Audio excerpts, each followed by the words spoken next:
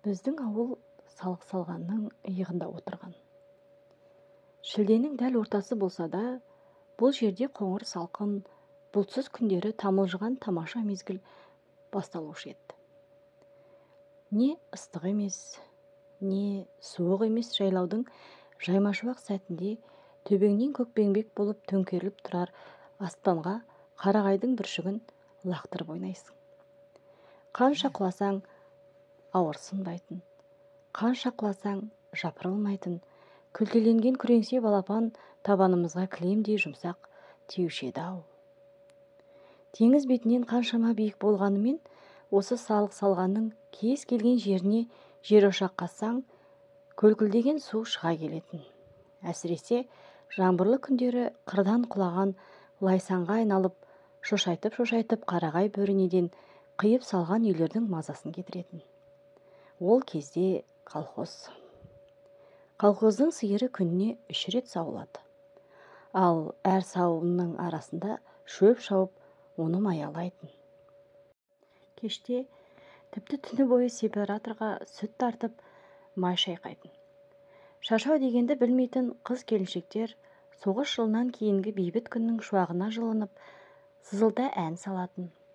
Тау арасында жылтылдап от жағып, ән шырқағанда лаулаған жалын бақсыдай тілін жалаңдатып, күй шертіп, тау тасты күңірентіп тұрғандай әдемі сезілуші еді-ау. Біздер, балалар, күні бойы өгіз үйретіп, бұзау жаямыз. 3 уақ сиыр сауғызамыз. Ымырт үйіріле алтыбақан құрған азаматтардың маңайында арпалысып, тиіп қашып, ұлардай шулап, ойнап жүргеніміз. Біздің ішімізде менен 2-3 жас үлкендігі бар Тортай атты бала болушы еді. Әке-шешеден тым ерте айырылып, алыстан қосылған аталастарының есігінде жүретін. Қой аузынан шөп алмас жуас, құлағының сәл мүкісі бар, бала болып көп ойнамайтын жасқаншақ еді.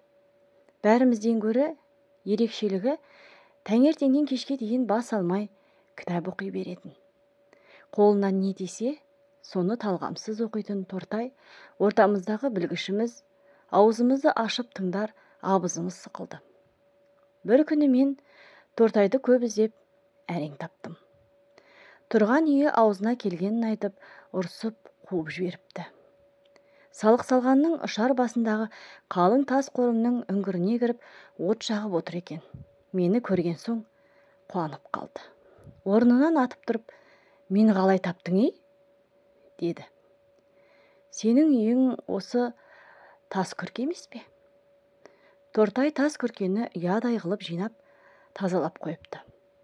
Бұдан бұрында осы жерге сан рет келіп, мекеніне айналдырған секілді. Қайран қалдым.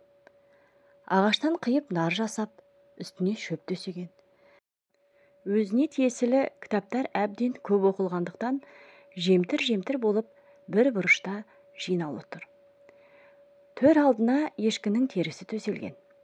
Қарағайдың жуан кеспелтек шәркесінен стол жасап, майшам қойыпты. Тастан қаланған жер ошақта маздап жанған от. Сіркіреп жаңбыр жауды. Үңгірге су тимейді екен. Күн бұлтты болған соң ба, ымырт ерте үйіріліп, көз байлана бастады. Үйден тұрлап алып шыққан нан мен ірімшікті столдың үстіне қойдым. Нардың шетінде жалаң аяғын салбыратып, үнсіз отырған Тортай, «Рахмет», деді. Үні біртүрлі көңілсіз, қарлығыңқырап шықты. Ешкім жоқта жылаған секілді. Оттың сәулесі тиген көзі қызарып, домбығып тұр еді. Әке шешеңіз деп жүрер, үйіңе қайт, қорықсаң. Мен шығарып салайын, деді. Тортай әке шешең деген сөзді қырсығып айтқандай болды. Ал әке шешемнің тірі жер басып жүргеніне мен кінәлі емес едім. Сенің жаныңа жата кетсем қайтеді? Дедім, оттың шаласын ысырып. Қайтасың, деді ол мізбақпай. Мен бүгін оны мүлдем танымай отырмын. Қайтасың, әке шешең менің басымды жарады. Жармайды, сен мені қума. Дос емес педік. Ораза, намаз, тоқтық тағана деген. Тоқ бала аш баламен ойнамайды деген. Мен жауап бере алмадым. Үндемеген қалпы мыңқиып отыра бердім. Тортай мең-зең. Лаулаған отқа тесілген күйі күрсінді. Содан кейін нардан қарғып түсті де тас үңгірдің тесігінен сыртқа үңілді.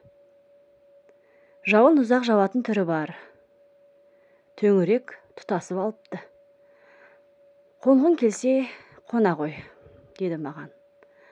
Өзі тізесіне салып қу бұдақты сындырды да отқа тастады. Мен әкелген ірімшікті бір асап нарға қайта мінді. Содан соң аласталған алитет деген кітапты қолына алып әрі-бері аударыстырды да ірге жаққа лақтырып жіберді. Жаңбыр толастар емес. Құлаққа тасқа тиіп тайғанап жатқан сыбдыр-сыбдыр үн естіледі.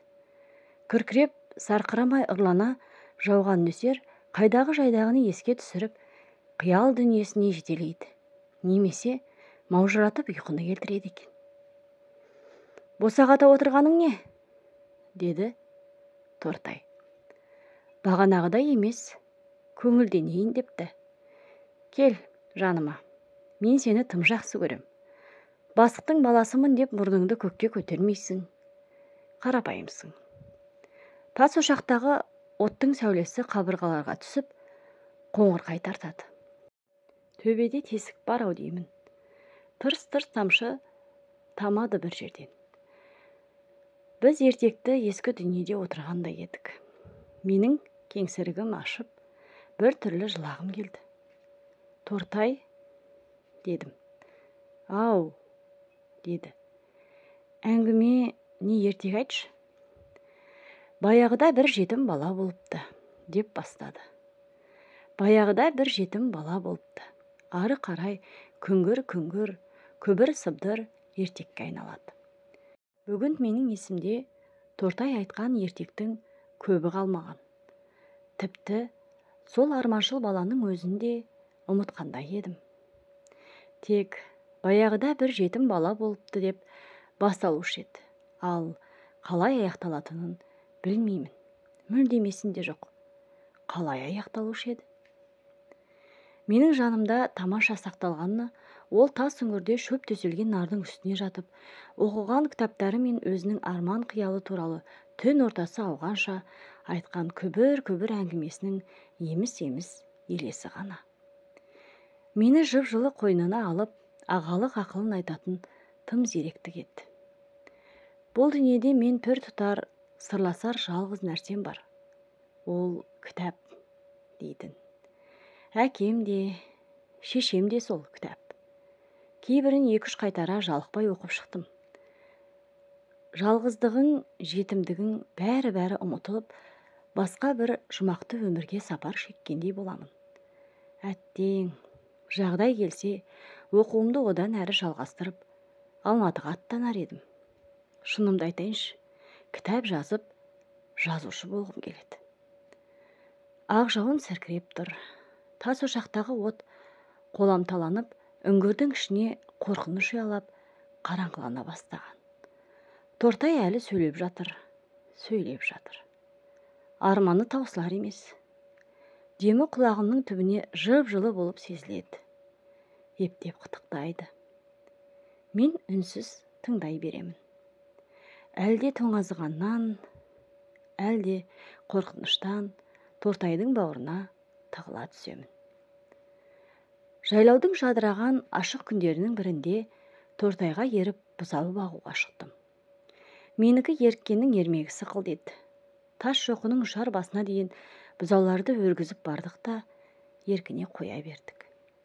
Өйткені 4 аяқты мал бұл жерден ұзап ешқайда кете алмайтын. Биіктеген сайын қалың барағы орман таусылып, таудың тас төбесі басталатын. Заңғар таудың төбесінде үнемі суық жел соғып тұрғандықтан ағаш болмайды, және шөп те бойлап қалың өспейтін тақыр. Жаздың күндері үнемі сезіміңді серіктер майда леп есіп тұрар еді. Ал шоқылар өркеш-өркеш болып, көк күмбезінен найзадай кіріп, ұшпалана қол бұлғайтын. Қыздың жиған жүгіндей тай-тай, тең-тең, Жақпар тастың арасына тас сарымсақ өседі. Тортай екеуміз тартысып, қол-аяғымызды жаралай, сол биікке шығып, сарымсақ жұлып жегенбіз. Бұл тастан таудың балағы алақандай көрінеді. Сонау шатқалда Алтайдың шолпысындай мың бұралып, ағаран қағып, бұқтырма өзені күмістене ағады. Ал біздің ауылымыз көкжалқақ мұнар пердесіне тұмшаланып, тек нобайы ғана сүрделенеді. Қына басқан тасқа құлап кетердей болып, ат шәмініп отырған Тортай анау көк мұнар дүниеге бірдеңесін жоғалтып алғандай, көзін сығырайтып ұзақ қарайды да, сонсоң шығыс жақты нұсқап, ереуілдеп сөйлей жөнеледі. «Ей!»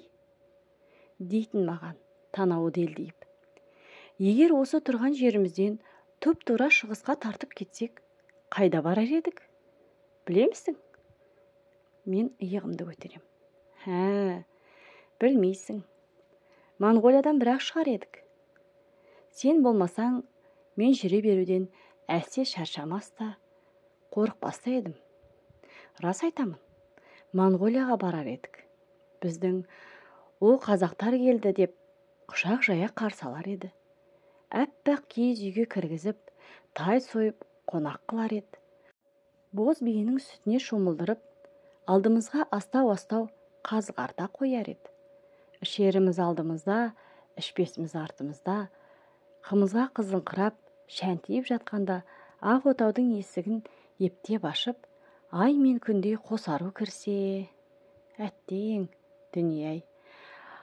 Армансыз күліп ойнасақ, содан соң екеуміз екі ақ боз атқа мінгізіп, әлгі екі сұлу қызды алдымызға өңгеріп, елге қайтсақ. Алдымыздан ферманың бүкіл сиыры, бұзауы, түйесі, барлық адамдары қақ жарылып қарсы алып, шулап, соңымыздан ерсе, әттең, дүние-ай. Мұндай рахаттан кейін өліп-ақ кетсең, не арман? Тортай көзі жайнап, астындағы Жақпар тасты тебініп қалғанда, ар жағындағы шатқалға құлап кетеді екен деп, зәре-құтым қалмайды. Ақбозат демекші, түнде түсімде көк өгізім арғымақ болып, жер тартып кісінеп тұр. О несі екен? Деп бұзауларымен бірге кәперсіз оттап жүрген өгізіне күн сап қарады. Тортай, сен түбі сол ақбозатқа мінесің, дедім мен шын көңіліммен. Қайдан, деді ол тастан тасқа секіріп, төменге түсіп бара жатып. Қайдан білейін, әкем марқұмның тақымы қотыр тайға тимей кетіп еді. Қайдан білейін. Күз жақындап, фермадағы барлық бала жайлаудан ауылға оқуға аттанғанда, тау басында бұзау бағып жападан жалғыз Тортай ғана қалған. Әрине, мен оны қимадым. Қиналдым. Өзіммен бірге ала кететін шамамның жоқтығына жыным келді. Кетерімде ол маған ең сүйікті кітабын сыйлап тұрып айтты. Мен үшін де оқы. Бәлкім мен міне алмаған ақбозатқа сен мінерсің. Сенің өз ақбозатың бар емес пе? Жоқ, менің маңдайыма көк өгіз жазылған. Онда мен ақбозатымды саған сыйға тартамын. Содан бері көп жылдар өтті. Мен Тортайды да, ақбозатты да әлде қашан ұмытқан. Бір рет ауылға барғанымда азаматтар сөз қылып отыр екен. Тортай үйленбек болып ішкері жақтан жуастау бір қызға сөйлеседі. Сонда қыз, жеке басымды қорламаймын. Мен көндім, бірақ жаман жақсы болса да әке-шешем бар. Солардың ықыласынсыз кете алмаймын. Өзің алдарынан өтіп қайт деген. Содан Тортай атына міне шауып, қыздың үйіне барады. Сәлем алысқан соң, қалыңдықтың әкесі, кімнің баласысың, шырақ, деп жөн сұрағанда, құлағының мүкісі бар Тортай ұқпай қалып, малдан келдім ата деп қойып қалса керек. Шал, саңырауға қызымды бермеймін деп ит қосып қуып салыпты. Елге енді бір рет барғанымда естідім. Тортай үйленген, 2-3 баласы бар, қой бағады екен. Былтыр жазда демалыс алып ауылға тағы бардым. Әкемнің 4 бөлмелі бау-бақшалы үйінде еркін сайраңдап, тойып жеп, тасыраңдап жүрмін. Шешем бәйек болып, не ішесің, не жейсің құлыным, дейді зыр жүгіріп. Түске жақын жұп-жұмсақ диван үстінде шалқамнан түсіп серейіп, газет оқып жатыр едім. Алдыңғы бөлменің есігі әндетіп ашылды да, әлдекім кіргендей болды. Көрші қолаңның бірі шығар деп, аса мән бере қойғаным жоқ. Әйтеуір шешеммен сөйлесіп отырды. Әңгіме күңгірлеп, еміс-еміс естіле берген соң, есіме баяғы бір қоңыр үн түсіп, еріксіз құлағымды түрдім. Келген Тортай екен. Тәте, айып етпеңіз, әншейін. Орашқа амандасайын деп өзімсініп келіп едім. Ол ұйықтап жатыр, деді шешем. Оятпай-ақ қоялық. Төрге шық. Отыр. Жоқ, о не дегеніңіз, тәте? Маған осы босаға да жетеді. Әншейін, Ораш келді деген соң, амандасайын деп, баяғыда бала кезде бірге өстік. Талай рет бұзау жайып едік. Енді міне ел таныған азамат болды. Айып етпеңіз, мен қазір кетемін, тәте. Ораш келді деген соң, жалғыз ұлың ғой, Құдай қуат берсін. Бізді қойш, біз ондай үлкен кісілердің садағасымыз ғой. Рахмет, тәте. Тамақ ауыз тиейін. Осы құрғырды жақпаса да баз-базында ішіп қоятыным бар. Ал, тәте, Орашың аман жүрсін. Атаға аспандай берсін. Қол қойдырып алайын деп, мына бір кітабын қойныма тыға келіп едім. Тағы да соғармын, малдан қол тие бермейді. Қыстай жемдеген торы атты управляющий алып қойған. Тәте, 1000 салса баспайтын тағы бір тырысқасын берді. Саған осы да жетеді, торы атты озат шопанмын еді, дейді. Ал кеттім, рахмет, тәте. Келді кетті деп сөге жамандамаңыз. Әншейін, Ораш келді деген соң үлкен кісі ғой. Бірге өскен, сәлем берейін деп. Мен келді деп тіпті айтпаңызшы, тәте. Ұят болар. Ал сау болыңыз. Рахмет. Етіңдеп баяғы өзің білетін салық салғанға жеткенше түн ортасы болар. Өзіңіз білесіз, салық салған алыс, өте алыс. Моңғолияның бер жағында. Мен сұлап жатқан орнымнан белім кеткендей тұра алмадым. Шынымды айтсам, ұялдым. Тортайдан ұялдым. Батылым бармады. Бет жүзім шыдамады. Сонда ғана менің есіме баяғыда бір жетім бала болыпты деп басталатын ертектің қалай аяқталатыны оралды. Осылай аяқталады екен ғой, осылай. Тортай мінер ақбозат менің тақымымда кеткендей еді. Есіне қайтаруға кеш еді.